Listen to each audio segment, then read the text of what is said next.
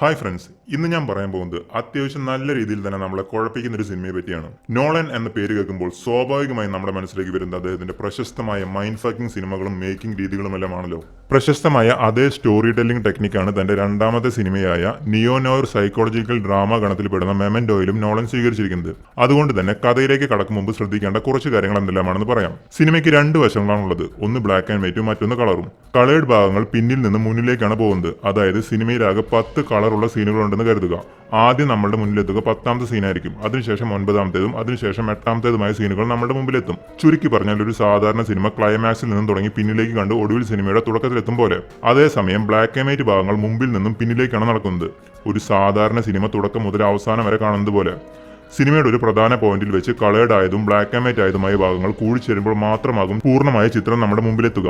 തുടർന്നങ്ങോട്ട് കാണുമ്പോൾ നിങ്ങൾക്ക് മനസ്സിലാവുന്നതിനു വേണ്ടി കളേർഡ് ഭാഗങ്ങൾ വരുമ്പോൾ റിവേഴ്സ് എന്നും ബ്ലാക്ക് ആൻഡ് വൈറ്റ് ഭാഗങ്ങൾ വരുമ്പോൾ ഫോർവേഡ് എന്നും എഴുതി കാണിക്കും. തന്റെ ഭാര്യ കൊല്ലപ്പെടാനിടയായ അപകടത്തിന് ശേഷം തലക്കേറ്റ ക്ഷതം കാരണം പുതിയ കാര്യങ്ങളൊന്നും തന്നെ ഓർമ്മയിൽ സൂക്ഷിക്കാൻ കഴിയാത്ത ഷോർട്ട് ടൈം മെമ്മറി ലോസ് എന്ന കണ്ടീഷനിലെത്തുന്ന ലിയോണാർഡ് ഷെൽബി തന്റെ ഭാര്യയെ കൊല്ലുകയും തന്നെ ഈ അവസ്ഥയിലാക്കുകയും ചെയ്തയാളെ കണ്ടെത്താൻ ശ്രമിക്കുന്നതാണ് മെമന്റോയുടെ ആത്മാവ്.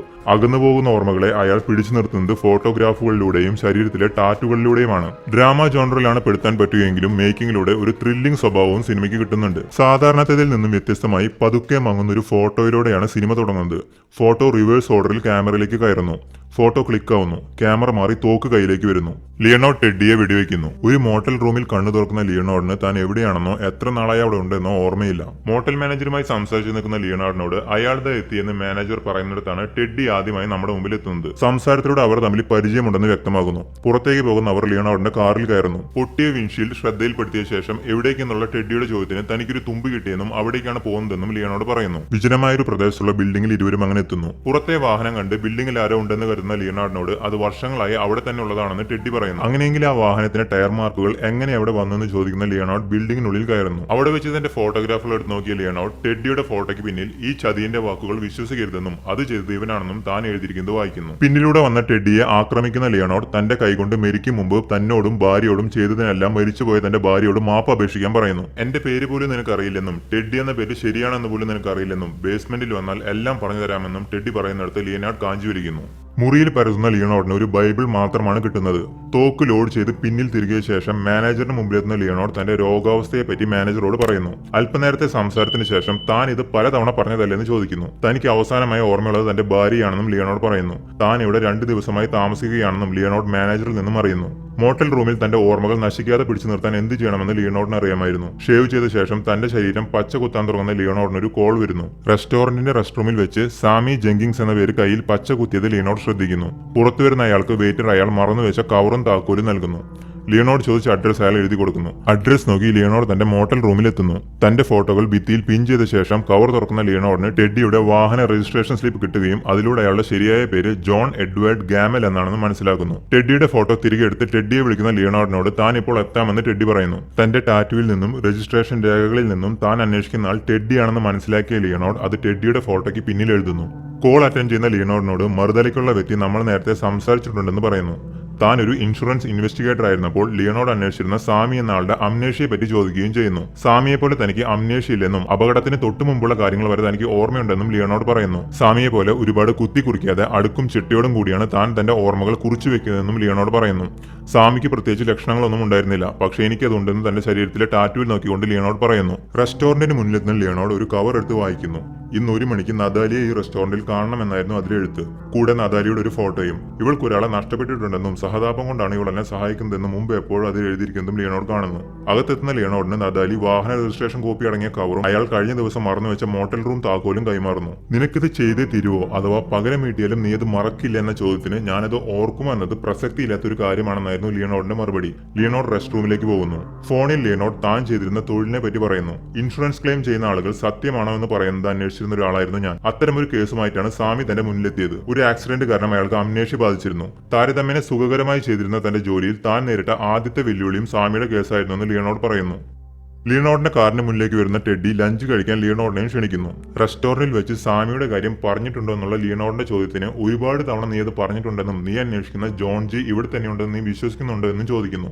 ഓർമ്മ നശിക്കുന്ന നിന്നെ ഒരുപക്ഷെ പലരും ദുരുപയോഗം ചെയ്ത് മറ്റാരെങ്കിലും കൊല്ലിച്ചേക്കാമെന്നും ചില ഫോട്ടോകൾ വെച്ചിട്ടുള്ള അന്വേഷണം വിശ്വസനീയമായേക്കില്ലെന്നും ടെഡ്ഡി പറയുന്നു. ഓർമ്മകളല്ല ഫാക്ട്സ് ആണ് താൻ സ്വീകരിക്കുന്നതെന്നും അതിനാണ് എവിടെയും വിലയെന്നും ഓർമ്മകൾക്ക് എപ്പോഴും പിശകുകൾ പറ്റാറില്ലെന്നും ഫാക്ട്സ് തെറ്റാറില്ലെന്നും ലിയോണോഡ് പറയുന്നു. ഇപ്പോൾ എവിടെയാണ് താമസം എന്നുള്ള ചോദ്യത്തിന് ഡിസ്കൗണ്ട് ഇൻ മോട്ടലിന്റെ പേര് പറയുന്ന ലിയോണോഡിന് റൂമിന്റെ താക്കോൽ കണ്ടെത്താൻ കഴിയുന്നില്ല. റൂമിൽ വെച്ച് മറന്നതാകുമെന്ന് കരുതി മോട്ടലിലെത്തുന്ന ലിയോണോഡിനെ മാനേജർ റൂമിലേക്ക് കൊണ്ടുപോകുന്നു. പക്ഷേ ദിവസങ്ങൾക്ക് മുമ്പ് റൂം മാറിയ ലിയോണോഡിനെ പഴയ റൂമിലേക്കാണ് മാനേജർ ആദ്യം കൊണ്ടുപോകുന്നത്. തെറ്റ് മനസ്സിലാക്കി പുതിയ റൂം കാട്ടിത്തരാമെന്ന് പറയുന്ന മാനേജറിനോട് തന്റെ കൈയക്ഷരമുള്ള പേപ്പർ ഇവിടെ എങ്ങനെ എത്തിയെന്ന് ചോദിക്കുമ്പോഴാണ് താങ്കൾ ഒരാഴ്ച മുമ്പ് റൂം ചേഞ്ച് ചെയ്തത് മാനേജർ ലിയോണോഡിനെ ഓർമ്മിപ്പിക്കുന്നത്. ആക്ച്വലി ഇതേ പേപ്പർ ആദ്യ ബ്ലാക്ക് ആൻഡ് വൈറ്റ് ഷോട്ടിൽ നമ്മൾ കണ്ടിരുന്നു. തന്റെ അസുഖം കാരണമാണ് റൂം മാറ്റിയതെന്നും ഓരോ തവണ ബില്ലടിക്കുമ്പോഴും ഒരു റെസീറ്റ് വാങ്ങുവാനും മാനേജർ ലിയോണോഡിനോട് പറയുന്നു.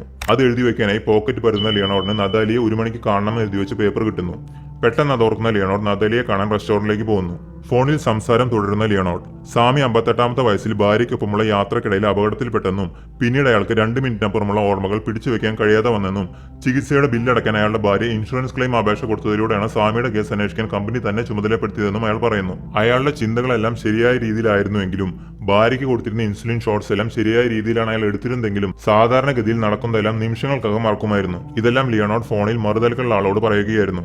എന്നാൽ ഓരോ തവണ തന്നെ കാണുമ്പോഴും പരിചയഭാവം സാമിയുടെ മുഖത്ത് വരുന്നത് ലിയോണോഡ് ശ്രദ്ധിക്കുന്നു. സംശയം തോന്നിയ ലിയോണോഡ് കൂടുതൽ ടെസ്റ്റുകൾ ആവശ്യപ്പെടുന്നു. നദാലിയുടെ റൂമിൽ ഉറക്കമുണരുന്ന ലിയോണോഡ് ലൈസൻസ് പ്ലേറ്റിനെ പറ്റി സംസാരിക്കാൻ പോകാൻ വൈകിയെന്ന് പറഞ്ഞ് ഫ്രഷ് ആയി വരുന്ന നദാലി വണ്ടിയുടെ രജിസ്ട്രേഷൻ ഡീറ്റെയിൽസ് കിട്ടിയാൽ ഉടനെ അറിയിക്കുമെന്ന് ലിയോണോഡിനോട് പറയുന്നു. നേരിൽ കാണണമെന്ന് പറയുന്ന ലിയോണോഡിനോട് 1 മണിക്ക് എത്തേണ്ട റെസ്റ്റോറന്റിന്റെ പേരും സമയവും നദാലി പേപ്പറിൽ എഴുതി നൽകുന്നു. മാറിയെടുത്ത ഷർട്ട് തിരികെ നൽകി ലിയോണോഡ് പുറത്തേക്ക് ഇറങ്ങി വണ്ടി എടുക്കുമ്പോൾ ടെഡ്ഡി വണ്ടിയുടെ മുന്നിലേക്ക് എത്തുന്നു. ലിയോണോഡ് വീണ്ടും ഫോണിൽ സാമിയെ ടെസ്റ്റ് ചെയ്യിക്കാൻ ഡോക്ടറുടെ അടുത്ത് എത്തിച്ചെന്ന് പറയുന്നു. നദാലിയുടെ വീട്ടിലെത്തുന്ന ലിയോണോഡ് ഡോഡിന്റെ ഫോട്ടോ കാണിച്ച് ഇത് ആരാണെന്നും എന്ത് കുഴിയിലാണ് നീ എന്നെ പെടുത്തിയതെന്നും ചോദിക്കുന്നു. ഡോഡ് തന്നെ ഉപദ്രവിച്ച ആളാണെന്നും ഇതറിഞ്ഞ് നീ എന്നെ സഹായിക്കുകയായിരുന്നെന്നും അതൊരു അടഞ്ഞ അധ്യായമായി കണ്ടാൽ മതിയെന്നും നദാലി പറയുന്നു. ലിയോണോഡ് ആകെ പരവേശനാകുന്നു. നദാലിയുമായി സംസാരിക്കുന്ന ലിയോണോഡ് തന്റെ ഭാര്യയെ പറ്റിയുള്ള ഓർമ്മകളിലേക്ക് പോകുന്നു. നദാലി ലിയോണോഡിന്റെ ശരീരത്തിലെ ടാറ്റു കാണുന്നു. തനിക്കും ഒരാളെ നഷ്ടമായെന്നും ടെഡ്ഡി എന്നൊരാളെ കാണാൻ പോയ ജിമ്മി പിന്നീട് തിരികെ വന്നില്ലെന്നും നദാലി പറയുന്നു. ജോൺജിയെ കണ്ടെത്തിയാൽ അയാളെ കൊല്ലുമെന്ന് പറയുന്ന ലിയോണോഡിന് നദാലി തന്റെ സഹായം വാഗ്ദാനം ചെയ്യുന്നു. നദാലിയോടൊപ്പം കട്ടിലിൽ കിടക്കുന്ന ലിയോണോഡ് വീണ്ടും ഭാര്യയുടെ ഓർമ്മകളിലേക്ക് പോകുന്നു. നദാലിയുടെ ഫോട്ടോ എടുത്ത് ഇവൾക്കും ഒരാളെ നഷ്ടപ്പെട്ടുവെന്നും സഹതാപം കൊണ്ടാണ് തന്നെ സഹായിക്കുന്നതെന്നും എഴുതുന്നു. ലിയോണോഡ് ഫോണിൽ ടെസ്റ്റുകൾ എത്ര നടത്തിയിട്ടും സാമിയുടെ പ്രതികരണങ്ങളൊന്നും തന്നെ മാറിയില്ല. അതിനാൽ സാമിയുടെ അസുഖം മാനസികമാണെന്നും ശാരീരികമല്ലെന്നും മനസ്സിലാക്കിയ താൻ ഇൻഷുറൻസ് ക്ലെയിമിനെതിരെ റിപ്പോർട്ട് കൊടുത്തെന്നും സാമിയുടെ ക്ലെയിം തള്ളപ്പെട്ടുവെന്നും അയാളും ഭാര്യയും ചിലവുകളെല്ലാം സ്വയം വഹിക്കേണ്ട അവസ്ഥയിലെത്തിയെന്നും ലിയോണോഡ് പറയുന്നു. സാമിയെ പോലെയല്ല താനെന്ന് അയാൾ ആവർത്തിക്കുന്നു. ലിയോണോഡ് നേരിട്ട ആക്രമണത്തിന്റെ ചില ഷോട്ടുകൾ നമ്മൾ കാണുന്നു. ഒരു റൂമിലാണ് അയാൾ ഉറക്കമുണർന്നത്. ഡ്രോയർ തുറക്കുമ്പോൾ അതിൽ തോക്കുകളും ബൈബിളും കണ്ട ലിയോണോഡ് ഡ്രസ്സർ തുറന്ന് പരിശോധിക്കുമ്പോൾ കെട്ടിയിടപ്പെട്ട ഡോഡിനെ കാണുന്നു. റൂമിലേക്ക് വരുന്ന ടെഡ്ഡി ലിയോണോഡ് വിളിച്ചിട്ടാണ് താൻ വന്നതെന്ന് പറയുന്നു. ലിയോണോഡ് ഡോഡിനെ ടെഡ്ഡിക്ക് കാട്ടിക്കൊടുക്കുന്നു. അതാരാണെന്ന് അന്വേഷിക്കുന്ന ടെഡ്ഡിയോട് അറിയില്ലെന്ന് പറയുന്ന ലിയോണോഡ് നീ ആരാണെന്നും ആരാണത് ചെയ്തതെന്നും ഡോഡിനോട് ചോദിക്കുന്നു. തന്റെ പേര് ഡോഡ് എന്നാണെന്നും ഇത് ചെയ്തത് ലിയോണോഡ് ആണെന്നും ഡോഡ് മറുപടി നൽകുന്നു. ഡോഡിനെയും ടെഡ്ഡിയെയും ലിയോണോഡ് കാറിൽ കയറ്റിയ ശേഷം മറ്റൊരിടത്ത് കൊണ്ടുവിടുന്നു. തന്റെ ജാക്കറ്റിന്റെ പോക്കറ്റിൽ നിന്നും നദാലിയുടെ അഡ്രസ് കിട്ടുന്ന ലിയോണോഡ് നദാലിയുടെ വീട്ടിലെത്തുകയും ഡോഡ് ആരാണെന്ന് അന്വേഷിക്കുകയും ചെയ്യുന്നു. ലിയോണോഡ് ഫോണിൽ സാമിയെ ചികിത്സിക്കാനുള്ള ചെലവ് അയാളുടെ ഭാര്യയ്ക്ക് താങ്ങാവുന്നതിലും അപ്പുറമായിരുന്നത് ലിയോണോഡ് പറയുന്നു. എന്നാൽ സാമിയുടെ കുഴപ്പം ശാരീരികമല്ലെന്ന് മാത്രമാണ് താൻ പറഞ്ഞതെന്നും ലിയോണോഡ് വാദിക്കുന്നു. സാമിയും ഭാര്യയും നേരിടുന്ന വിഷമങ്ങളും നമ്മൾ കാണുന്നുണ്ട്. വീണ്ടും സാമി കള്ളനാണെന്ന് ഞാൻ പറഞ്ഞിട്ടില്ലെന്ന് അയാൾ ആവർത്തിക്കുന്നു. ആരുടെയോ ബാത്റൂമിൽ മദ്യക്കുപ്പിയുമായിരിക്കുന്ന ലിയോണോഡ് വസ്ത്രം മാറിയ ശേഷം കുളിക്കാൻ തുടങ്ങുന്നു. ഇടയ്ക്ക് അവിടേക്ക് കടന്നു വരുന്ന ഡോഡിനെ അയാൾ മദ്യക്കുപ്പി കൊണ്ട് അടിച്ച ശേഷം കൈകാലുകൾ കെട്ടി ഫോട്ടോ എടുത്ത ശേഷം ഡ്രസ്സറിൽ കയറ്റി വെക്കുന്നു. തന്റെ വസ്ത്രങ്ങളെ പരതുന്ന ലിയോണോഡിന് ഡോഡിന്റെ രൂപരേഖയും നദാലിക്ക് വേണ്ടി അയാളെ കൈകാര്യം ചെയ്യണമെന്ന് എഴുതിയ പേപ്പറും കിട്ടുന്നു. ഫോട്ടോയിൽ ഡോഡിന്റെ പേര് എഴുതുന്നു. ശേഷം അയാൾ ടെഡ്ഡിയെ വിളിച്ച് റൂമിന്റെ അഡ്രസ് കൊടുത്ത ശേഷം അങ്ങോട്ടേക്ക് എത്താൻ പറഞ്ഞിട്ട് കട്ടിലിൽ കിടക്കുന്നു. ഫോണിൽ സാമിയുടെ കഥ തുടരുന്ന ലിയോണോഡിനോട് പിന്നീട് വിളിക്കാമെന്ന് പറഞ്ഞ് മറുതലക്കുള്ള ആൾ ഫോൺ വെക്കുന്നു. പച്ചക്കുത്താൻ ലിയോണോഡ് സൂചി എടുക്കുന്നു. ലിയോണോഡിനെ വെടിവെക്കാൻ ശ്രമിക്കുന്ന ഡോഡിന്റെ കയ്യിൽ നിന്ന് രക്ഷപ്പെടുന്ന ലിയോണോഡ് നദാലിയിൽ നിന്നും കിട്ടിയ ഡോഡിന്റെ അഡ്രസ് തന്റെ പോക്കറ്റിൽ കാണുന്നു. ഡോഡിന് മുൻപ് അയാളുടെ റൂമിലെത്തുന്ന ലിയോണോഡ് മദ്യക്കുപ്പിയുമായി ബാത്റൂമിൽ കയറി പതിയിരിക്കുന്നു. ആക്സസ് ടു ഡ്രഗ് എന്ന് ടാറ്റു കുത്താൻ ശ്രമിക്കുന്ന ലിയോണോഡ് വിജനമായ സ്ഥലത്ത് നിന്നും കാറിൽ കയറുന്ന ലിയോണോഡിനെ ഡോഡ് ഫോളോ ചെയ്യുകയും വണ്ടി ഒതുക്കി നിർത്തുന്ന ലിയോണോഡിനെ വെടിവെക്കാൻ ശ്രമിക്കുകയും ചെയ്യുന്നു. ലിയോണോഡ് രക്ഷപ്പെട്ട് ഓടുന്നു. വെടിയേറ്റ് കാറിന്റെ സൈഡ് ഗ്ലാസ് പൊട്ടുന്നു. വീണ്ടും വരുന്ന കോൾ ലിയോണോഡ് അറ്റൻഡ് ചെയ്യുന്നു. രാത്രി വിജനമായ ഒരു സ്ഥലത്തേക്ക് ഒരു പൊതിയുമായി വരുന്ന ലിയോണോഡ് ആ പൊതി കത്തിക്കുന്നു. അയാളുടെ ഭാര്യ ഉപേക്ഷിച്ച വസ്തുക്കളായിരുന്നു അതിൽ. എന്നിട്ടും അയാൾക്ക് അവളെ മറക്കാനാവുന്നില്ല. നേരം പുലർന്നപ്പോൾ ലിയോണോഡ് കാർ എടുത്ത് പുറത്തേക്ക് പോകുന്നു. ഡ്രഗ്സിനെ പറ്റി ഫോൺ ചെയ്തയാളോട് ലിയോണോഡ് സംസാരിക്കുന്നു. ഉറക്കമുണരുന്ന ലിയോണോഡ് നടന്ന ഓർമ്മയില്ലാതെ ഭാര്യയോട് സംസാരിക്കുന്നു. പതുക്കെ ആക്രമണത്തിന്റെ ഓർമ്മകൾ അയാളിലേക്ക് മടങ്ങി വരുന്നു. ബാത്റൂം ഡോർ തുറക്കുന്ന ലിയോണോഡ് തന്റെ ബാത്റൂമിൽ കണ്ട വേശ്യയോട് പുറത്തേക്ക് പോകാൻ പറഞ്ഞ ശേഷം തന്റെ ഭാര്യ ഉപയോഗിച്ചിരുന്ന പഴയ വസ്തുക്കളെല്ലാം പൊതിഞ്ഞെടുത്ത ശേഷം കാറിൽ കയറി പോകുന്നു.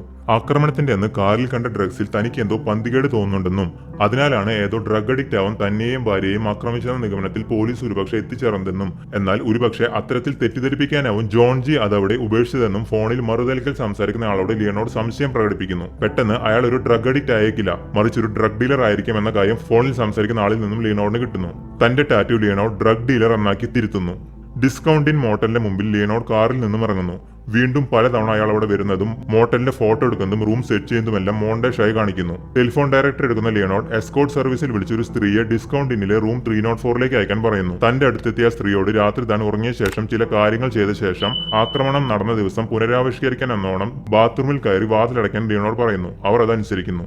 പച്ചകുത്തുന്ന ലിയോണോഡ് വീണ്ടും സാമിയുടെ ഭാര്യയെ പറ്റി സംസാരിക്കുന്നു. ഒരിക്കൽ അവർ ഓഫീസിലെത്തി സാമി കള്ളമാണോ പറയുന്നതെന്ന് കണ്ടെത്താൻ അവർ പലതും ചെയ്തതായി പറയുന്നു. തന്റെ പഴയ സാമിയെ നഷ്ടമായെന്ന് തനിക്ക് ഉറപ്പുവരുത്തണമെന്നും അതിനാൽ ലിയോണോഡ് അവരോടൊപ്പം ചെന്ന് സാമിയെ അല്പനേരം നിരീക്ഷിക്കണമെന്നും സാമിയെ പറ്റിയുള്ള സത്യാവസ്ഥ തന്നോട് പറയണമെന്നും പഴയ സാമിയെ നഷ്ടമായെന്ന് ഉറപ്പായാൽ മാത്രമേ അവരുടെ ജീവിതത്തിൽ എന്തെങ്കിലും മാറ്റം കൊണ്ടുവരാൻ അവർക്ക് കഴിയൂ എന്നും ലിയോണോഡിനോട് ആവശ്യപ്പെടുന്നു. സാമിക്ക് പുതിയ ഓർമ്മകൾ ഉണ്ടാവാൻ സാധ്യതയുണ്ടെന്ന് താൻ ആത്മാർത്ഥമായി വിശ്വസിക്കുന്നുവെന്ന ലിയോണോഡിന്റെ വാക്ക് കേട്ട് നന്ദി പറഞ്ഞ് അവർ അവിടെ നിന്ന് പോകുന്നു. കാറിലേക്ക് കയറുന്ന ലിയോണോഡ് കാറിനുള്ളിൽ ടെഡിയെ കണ്ട് അയാൾ ആക്രമിക്കുന്നു. തങ്ങൾ സുഹൃത്തുക്കളാണെന്ന് ടെഡി ലിയോണോഡിനോട് പറയുന്നു. നദാലി ലിയോണോഡിനെ സ്വാർത്ഥ താല്പര്യങ്ങൾക്കായി ഉപയോഗിക്കുകയാണെന്നും അവളുടെ വീട്ടിൽ നിന്നാണ് നീ ഇപ്പോൾ ഇറങ്ങി വന്നതെന്നും ടെഡി ലിയോണോഡിനോട് പറയുന്നു. നദാലി ഒരു ബാറിലാണ് ജോലി ചെയ്യുന്നതെന്നും അവളുടെ ബോയ്ഫ്രണ്ട് ഒരു ഡ്രഗ് ഡീലർ ആണെന്നും ടെഡി ലിയോണോഡിനോട് പറയുന്നു. നദാലിയെ വിശ്വസിക്കാൻ കൊള്ളാത്തവളാണെന്ന് നോട്ട് ചെയ്ത് വെക്കാനും അവൾ നിന്നെ കുഴപ്പത്തിലാക്കുമെന്നും പറയുന്ന ടെഡി ലിയോണോഡിനെ കൊണ്ട് ഫോട്ടോയിൽ ഡോൺ ട്രസ്റ്റ് ഹെർ എന്ന് എഴുതിക്കുന്നു. ലിയോണോഡ് എത്രയും പെട്ടെന്ന് ആ സ്ഥലത്ത് നിന്നും പോകണമെന്നും ടെഡി പറയുന്നു. ഡിസ്കൗണ്ട് ഇന്നിന്റെ പേര് ടെഡി ലിയോണോഡിന് നൽകുന്നു. ടെഡി പോയ ശേഷം അയാളുടെ ഫോട്ടോ നോക്കുന്ന ലിയോണോഡ് ഇവന്റെ കള്ളങ്ങൾ വിശ്വസിക്കരുതെന്ന് എഴുത്ത് കാണുകയും നദാലിയുടെ ഫോട്ടോയിൽ മുമ്പ് എഴുതിയത് വെട്ടിക്കളയുകയും ചെയ്യുന്നു. അയാൾ ഡിസ്കൗണ്ട് ഇന്നിലെത്തുന്നു. ലിയോണോഡ് വീണ്ടും ഫോണിൽ താനൊരു ഡോക്ടറല്ലെന്നും മിസ്സിസ് സാമി തന്നോട് അഭിപ്രായം ചോദിക്കരുതായിരുന്നെന്നും പറഞ്ഞുകൊണ്ട് തന്റെ പഴയ ടാറ്റുവിന്റെ മുകളിൽ ഒട്ടിച്ച പഞ്ഞി ലിയോണോഡ് ഇളക്കി മാറ്റുന്നു. അതിൽ do not talk on phone എന്നുള്ള എഴുത്ത് കണ്ട് ലിയോണോഡ് ഞെട്ടുന്നു. ഇത് ആരാണെന്ന സംശയത്തോടെ ലിയോണോഡ് ചോദിക്കുമ്പോൾ മറുതലക്കിൽ ഫോൺ കട്ടാവുന്നു. പേടിയോടെ അയാൾ ചുറ്റും നോക്കുന്നു. എന്തോ കാര്യം മറന്നു പോകുന്നതിന് മുമ്പ് എഴുതിയെടുക്കാൻ ലിയോണോഡ് ശ്രമിക്കുന്നു. നദാലി മുറിവുകളുമായി പെട്ടെന്ന് അകത്തേക്ക് വരികയും നീ പറഞ്ഞത് ചെയ്യാൻ ശ്രമിച്ച എന്നെ ഡോഡ് ഉപദ്രവിച്ചെന്നും അവൾ പറയുന്നു. നദാലിയെ ലിയോണോഡ് സമാധാനിപ്പിക്കുന്നു. നീ പറഞ്ഞതനുസരിച്ച് ഞാൻ ഡോഡിന്റെ അടുത്ത് പോയെന്നും ജിമ്മിയുടെ പണമോ ഡ്രഗ്സോ ഒന്നും തന്റെ കയ്യിലില്ലെന്നും ടെഡി ആവാം ഒരുപക്ഷെ അത് കൊണ്ടുപോയിട്ടുണ്ടാവുകയെന്നും ഡോഡിനോട് പറഞ്ഞെന്നും പക്ഷേ അയാൾ അത് വിശ്വസിച്ചില്ലെന്നും നാളേക്കകം എല്ലാം തിരികെ നൽകിയില്ലെങ്കിൽ അയാൾ തന്നെ കൊല്ലുമെന്ന് പറഞ്ഞെന്നും നദാലി ലിയോണോഡിനോട് പറയുന്നു. ലിയോണോഡ് ഡോഡിന്റെ അഡ്രസ്സും രൂപരേഖയും വാങ്ങിയ ശേഷം അയാൾ അന്വേഷിച്ച് പുറത്തേക്ക് പോകുന്നു. കാറിൽ വെച്ച് ടെഡിയെ കാണുന്നു. വീണ്ടും ഫോൺ കോൾ വരുന്നു. മോട്ടൽ ഫ്രണ്ട് ഡെസ്കിൽ വിളിക്കുന്ന ലിയോണോഡ് തനിക്ക് വരുന്ന കോളുകളെല്ലാം ബ്ലോക്ക് ചെയ്യാൻ പറയുന്നു. വീട്ടിലേക്ക് വരുന്ന നദാലി ഡോഡ് തന്നെ അന്വേഷിച്ചു വരുന്നതായി പറയുന്നു. ജിമ്മി കുറെ പണവുമായി ടെഡിയെ കാണാൻ പോയെന്നും ഇതുവരെ തിരികെ വന്നില്ലെന്നും ജിമ്മിക്ക് പണം കൊടുത്ത ഡോഡ് തന്നെ ഉപദ്രവിക്കാൻ ശ്രമിക്കുകയാണെന്നും ഡോഡിനെ കൊന്നാൽ പണം തിരികെ കൊടുക്കാമെന്നും നദാലി ലിയോണോഡിനോട് പറയുന്നു. താൻ പണത്തിന് വേണ്ടി കൊല്ലുന്നവനല്ലെന്ന് പറഞ്ഞ ലിയോണോഡ് അയാളുടെ ഭാര്യയെ പറ്റി പറഞ്ഞ് നദാലിയെ പ്രകോപിപ്പിക്കുന്നു. താൻ എന്ത് പറഞ്ഞാലും ലിയോണോഡ് അത് മറക്കുമെന്ന് നദാലി പറയുന്നു. ദേഷ്യം വരുന്ന ലിയോണോഡ് നദാലിയെ ആക്രമിക്കുന്നു. നടന്തെല്ലാം തന്നെ എഴുതി വെക്കാൻ ലിയോണോഡ് പേന തരുന്നതിനിടയിൽ നദാലി പുറത്തേക്ക് പോയ ശേഷം ഉടനെ അകത്തേക്ക് വരുന്നു. നടന്തെല്ലാം അതിനുള്ളിൽ ലിയോണോഡ് മറക്കുന്നു. ലിയോണോഡിന്റെ റൂമിലേക്ക് എത്തുന്ന മാനേജർ ബേർട്ട് എന്നൊരു പോലീസുകാരൻ ലിയോണോഡിനെ വിളിക്കാൻ ശ്രമിക്കുന്നുവെന്നും കോളുകൾ ബ്ലോക്ക് ചെയ്യാൻ പറഞ്ഞതിനാലാണ് കണക്ട് ചെയ്യാഞ്ഞതെന്നും പറയുന്നു. തനിക്ക് ഫോൺ വേണ്ടെന്നും ആൾക്കാരോട് കണ്ണിൽ നോക്കി സംസാരിക്കണമെന്നും പറഞ്ഞ് ലിയോണോഡ് വാതിലടയ്ക്കുന്നു. കാറിൽ നിന്നിറങ്ങിയ നദാലിയും ലിയോണോഡും നദാലിയുടെ വീട്ടിലേക്ക് കയറുന്നു. ഭാര്യയെ കൊന്നയാളെ കണ്ടെത്താൻ എത്ര നാൾ വേണ്ടി വരുമെന്നുള്ള ചോദ്യത്തിന് അറിയില്ലെന്ന് ലിയോണോഡ് മറുപടി കൊടുക്കുന്നു. അയാൾ എന്തുകൊണ്ടാണ് പോലീസ് കണ്ടുപിടിക്കാത്തതെന്ന ചോദ്യത്തിന് പോലീസ് അങ്ങനെ ഒരാളുള്ളതായി വിശ്വസിക്കുന്നില്ലെന്നും തന്റെ ഓർമ്മകളിൽ മാത്രമാണ് അയാൾ ഉള്ളതെന്നും പറയുന്നു. അന്ന് നടന്ന ആക്രമണം നമ്മൾ നേരിട്ട് കാണുന്നു. ഭാര്യയുടെ കരച്ചിൽ കേട്ട് ഉറക്കമുണരുന്ന ലിയോണോഡ് ആരോ അവരെ ആക്രമിക്കുകയാണെന്ന് മനസ്സിലാക്കി തന്റെ തോക്കെടുക്കുന്നു. ബാത്റൂമിൽ കയറിയ ലിയോണോഡ് ആക്രമിയെ വെടിവെക്കുന്നുണ്ടെങ്കിലും തലക്കടിയേറ്റ് ഭാര്യയുടെ ശരീരത്തിനരികെ ലിയോണോഡ് വീഴുന്നു. തന്നെ ആക്രമിച്ചവർ രണ്ടുപേരുണ്ടായിരുന്നെന്നും താൻ വിശ്വസിക്കുന്നുവെന്നും പക്ഷേ ജോൺ ജി തന്ത്രപൂർവ്വം തെളിവുകൾ നശിപ്പിച്ചുവെന്നും അതിനാൽ വെടിയേറ്റ അക്രമി മാത്രമാണ് കൃത്യം ചെയ്തതെന്നാണ് പോലീസ് കരുതുന്നതെന്നും ലിയോണോഡ് നദാലിയോട് പറയുന്നു. കുറച്ചു ദിവസത്തേക്ക് അവിടെ തങ്ങാൻ പറഞ്ഞ് പുറത്തേക്ക് പോകുന്ന നദാലിയുടെ ഫോട്ടോ എടുക്കുന്ന ലിയോണോഡ് പേരെഴുതി സൂക്ഷിക്കുന്നു. ലിയോണോഡ് ടി വി കണ്ടുകൊണ്ടിരിക്കെ തിരികെ വരുന്ന നദാലി ഡോഡ് തന്നെ അന്വേഷിച്ച് വരുന്നതായി പറയുന്നു. റിംഗ് ചെയ്യുന്ന ഫോൺ എടുക്കാതെ റൂമിലിരിക്കുന്ന ലിയോണോഡ് റിംഗ് ചെയ്ത ഫോൺ കട്ടാവുമ്പോൾ ടേക്ക് മൈ കോൾ എന്നെഴുതിയൊരു കവർ ആരോ കതകിനടിയിലൂടെ റൂമിലേക്ക് ഇടുന്നത് ലിയോണോഡ് കാണുന്നു. കവറിനുള്ളിൽ ലിയോണോഡിന്റെ ചിരിച്ചുകൊണ്ടിരിക്കുന്ന ഒരു ഫോട്ടോയും ഉണ്ടായിരുന്നു. വീണ്ടും ഫോൺ റിംഗ് ചെയ്യുന്നു. ബാറിൽ നദാലി ലിയോണോഡിന് ഡ്രിങ്ക് സെർവ് ചെയ്യുന്നു. അയാൾ ഓർമ്മിക്കുന്ന അവസാനത്തെ കാര്യം എന്തെന്ന് ചോദിക്കുമ്പോൾ മരിച്ചുകൊണ്ടിരിക്കുന്ന തന്റെ ഭാര്യയാണെന്നായിരുന്നു നദാലിയോടുള്ള അയാളുടെ മറുപടി. ഫോൺ എടുക്കുന്ന ലിയോണോഡ് താൻ ആരാണെന്നും പോലീസാണോ എന്നും അന്വേഷിക്കുന്നു. താൻ ചെയ്ത് എന്താണെന്ന് തനിക്ക് ഓർമ്മയില്ലെന്നും ലിയോണോഡ് എന്തിനോടുള്ള മറുപടി എന്നോണം പറയുന്നു. ഫ്രെഡീസ് ബാറിലേക്ക് കുറച്ചു കഴിഞ്ഞ് വരാൻ നദാലി എഴുതി കൊടുത്ത സ്ലിപ്പ് ലിയോണോഡ് കാറിലിരുന്ന് വായിക്കുന്നു. ബാറിലേക്ക് കയറുന്ന ലിയോണോഡ് ബിയർ ഓർഡർ ചെയ്യുന്നു. താൻ നദാലിയെ അന്വേഷിച്ച് വന്നതാണെന്ന് പറയുന്ന ലിയോണോഡിനോട് എനിക്ക് തന്നെ അറിയില്ലെന്ന് നദാലി പറയുന്നു. തന്റെ അസുഖത്തെപ്പറ്റി വിശദീകരിക്കുന്ന ലിയോണോഡിന്റെ അടുത്ത് തന്റെ ബോയ്ഫ്രണ്ട് ജിമ്മി അയാളെപ്പറ്റി പറഞ്ഞിട്ടുണ്ടെന്നും അല്പം മുമ്പ് പോലീസ് എത്തി ലിയോണോഡിനെ അന്വേഷിച്ചിരുന്നെന്നും നദാലി പറയുന്നു. ടെഡിയാണോ അയച്ചതെന്നും ജിമ്മിക്ക് എന്ത് പറ്റിയെന്നുമുള്ള ചോദ്യത്തിന് അറിയില്ലെന്ന് മറുപടി കൊടുക്കുന്ന ലിയനോഡ് തന്റെ പോക്കറ്റിൽ ഒരു സ്ലിപ്പ് കണ്ടതിനാലാണ് ഇങ്ങോട്ട് വന്നതെന്നും പറയുന്നു. തന്റെ കയ്യിലെ ഫോട്ടോ നോക്കിക്കൊണ്ടിരിക്കുന്ന ലിയനോഡ് ജിമ്മി പറഞ്ഞ പാർട്ട് ടൈം മെമ്മറി ഡിസോർഡർ ഉള്ള ആൾ തന്നെയാണോ അതോ കള്ളം പറയുകയാണെന്ന് സ്വാഭാവികമായും നദാലിക്ക് സംശയം തോന്നുന്നു. പറഞ്ഞത് സത്യമാണെന്നറിയാൻ നദാലി ബാറിലിരുന്ന ആളോട് എന്തോ ഒരു രഹസ്യം പറഞ്ഞ ശേഷം അയാളെ കൊണ്ടൊരു കപ്പിലേക്ക് തുപ്പിക്കുന്നു. ശേഷം കള്ളം പറഞ്ഞ് ലിയനോഡിനെ കൊണ്ടും തുപ്പിക്കുന്നു.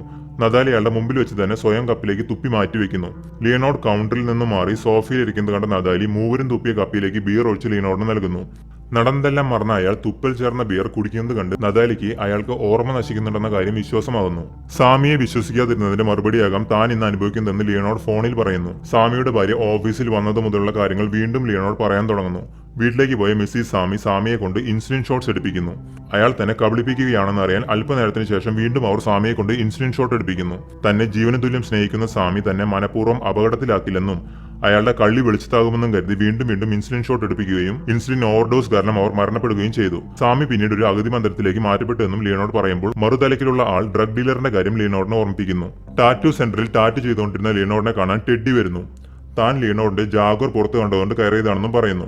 ലൈസൻസ് നമ്പർ ആയിരുന്നു അയാൾ ടാറ്റു ചെയ്തുകൊണ്ടിരുന്നത്. പുറത്തേക്ക് പോയ ടെഡി ഒരു കവറുമായി വന്ന് എത്രയും പെട്ടെന്ന് ഇവിടെ നിന്നും പോകണമെന്നും പോലീസ് അയാളെ തിരയുന്നുണ്ടെന്നും പറയുന്നു. ജിമ്മി എന്ന ഡ്രഗ് ഡീലറിനെ ലിയനോഡ് തിരയുന്നതുകൊണ്ടാണ് പോലീസ് അയാളെ തിരയുന്നതെന്ന് ടെഡി പറയുന്നു. ടെഡിയുടെ ഫോട്ടോ തിരയുന്ന ലിയനോഡ് അതിലെ ടെഡി നുണയനാണെന്ന വാചകം കാണുന്നു. പോക്കറ്റിൽ നിന്നും നദാലിയുടെ ബാറിന്റെ അഡ്രസ് സ്ലിപ്പ് കിട്ടുന്ന ലിയനോഡ് അത് എടുക്കുന്നു. കൂടെ ഒരു കരിഞ്ഞ ഫോട്ടോയും കാണുന്ന അവൻ പിൻവാതിലൂടെ ഇറങ്ങി നദാലിയുടെ ബാറിലെത്തുന്നു. ജിമ്മിയാണെന്ന് തെറ്റിദ്ധരിച്ച് നദാലി ലിയനോഡിനോട് സംസാരിക്കാൻ ശ്രമിക്കുകയും പിന്നീട് അത് തെറ്റാണെന്ന് മനസ്സിലാക്കുകയും ചെയ്യുന്നു. ലിയനോഡ് അകത്തേക്ക് പോകുന്നു. കോൾ ചെയ്ത പോലീസുകാരൻ ലോബിയിലുണ്ടെന്ന് പറഞ്ഞതിനെ തുടർന്ന് ലിയനോഡ് ലോബിയിലെത്തുകയും ടെഡിയെ ഓഫീസർ ഗാമലായി കരുതുകയും ചെയ്യുന്നു.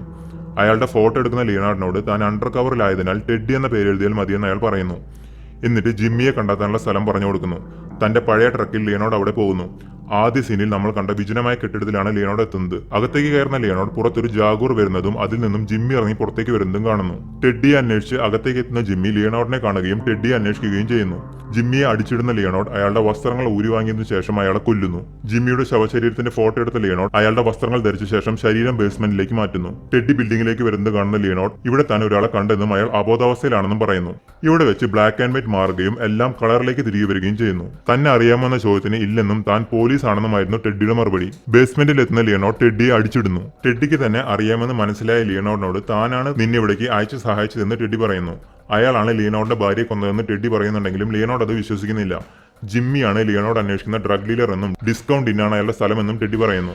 സാമി യഥാർത്ഥത്തിൽ ഒരു ഫേക്ക് ആയിരുന്നെന്നും സത്യത്തിൽ സാമിയുടേതായി ലിയനോഡ് കരുതിയ കഥ അയാളുടേത് തന്നെയായിരുന്നെന്നും ആക്രമണത്തിൽ നിന്ന് രക്ഷപ്പെട്ട തന്റെ ഭാര്യയെ താനാണ് യഥാർത്ഥത്തിൽ കൊന്നതെന്നും ടെഡി ലിയനോഡിനോട് പറയുന്നു. എന്നാൽ തന്റെ ഭാര്യ ഡയബറ്റിക് ആയിരുന്നുവെന്നോ ടെഡി പറഞ്ഞ കഥയോ ലിയനോഡ് വിശ്വസിക്കുന്നില്ല. കഥ വീണ്ടും ആവർത്തിക്കുന്ന ടെഡി തനിക്കായിരുന്നു ലിയനോഡിന്റെ ഭാര്യയുടെ അന്വേഷണ ചുമതലയെന്നും കേസ് ക്ലോസ്ഡ് ആണെന്നും ആരോടോ പ്രതികാരം ചെയ്യാൻ വേണ്ടി താൻ കൊടുത്ത കേസ് ഫയലിന്റെ 12 പേജ് കീറിയത് ലിയനോഡാണെന്നും സത്യത്തിൽ ഇപ്പോൾ കൊല്ലപ്പെട്ടത് ജിമ്മി ജോൺജി അല്ലെന്നും യഥാർത്ഥ ജോൺജിയെ ഒരു വർഷത്തിന് മുൻപ് നമ്മൾ ഇരുവരും കൊന്നു എന്നും എന്നാൽ അത് മറന്നുപോയ ലിയനാർഡിന് താൻ ഇട്ടുകൊടുത്ത പ്രതികാരം തീർക്കാനുള്ള ഒന്ന് മാത്രമാണ് ഇപ്പോൾ കൊല്ലപ്പെട്ട ജിമ്മി എന്നും ടെഡി പറയുന്നു. മുൻപ് കവറിൽ കിട്ടിയ ചിരിക്കുന്ന ലിയനോഡിന്റെ ചിത്രം ജോൺജിയെ കൊന്ന ദിവസം താൻ എടുത്തതാണെന്നും ടെഡി പറയുന്നു. പ്രതികാരദാഹം അയാളുടെ സമനില തെറ്റിച്ചെന്നും ടെഡി പറയുന്നു. പുറത്തേക്കിറങ്ങിയ ലിയനോഡ് ടെഡിയുടെ കാറിന്റെ കീ എടുത്ത് കളയുകയും അയാൾ അത് അന്വേഷിക്കുന്ന സമയം മുൻപ് എടുത്ത അയാളുടെ ഫോട്ടോയ്ക്ക് ഇയാളുടെ നുണകൾ വിശ്വസിക്കരുതെന്നും എഴുതുന്നു. ശേഷം ജോൺജിയുടെയും തന്റെയും ചിത്രങ്ങൾ അയാൾ കത്തിക്കുന്നു. അതിനുശേഷം ടെഡിയുടെ ലൈസൻസ് പ്ലേറ്റ് നമ്പർ പച്ചകുത്താനായി എഴുതിയെടുത്ത ലിയനോഡ് ജോൺജിയുടെ കാറും എടുത്തു പോകുന്നു. താൻ യഥാർത്ഥത്തിൽ ജോൺജിയെ കൊന്നിട്ടുണ്ട് എന്നതും ടെഡി പറഞ്ഞത് സത്യമാണെന്നുള്ള ചിന്തകളെല്ലാം ലിയനോഡിനെ അലട്ടുന്നു. ടാറ്റു സെന്റർ കണ്ട ലിയനോഡ് ടെഡിയുടെ ലൈസൻസ് പ്ലേറ്റ് പച്ചകുത്താൻ കാർ നിർത്തുന്നു. സ്ട്രേറ്റ് ഫോർവേഡായ ഒരു കഥയെ ഇത്രയും മികച്ചൊരു മാസ്റ്റർ പീസ് ആക്കിയത് ക്രിസ്റ്റഫർ നോളൻ എന്ന അത്ഭുത പ്രതിഭയുടെ മഹത്തായ വിഷനും അദ്ദേഹം നടപ്പാക്കിയ സിക്സാക് എഡിറ്റിംഗ് രീതിയുമാണ്. A masterpiece. ഇതുപോലെ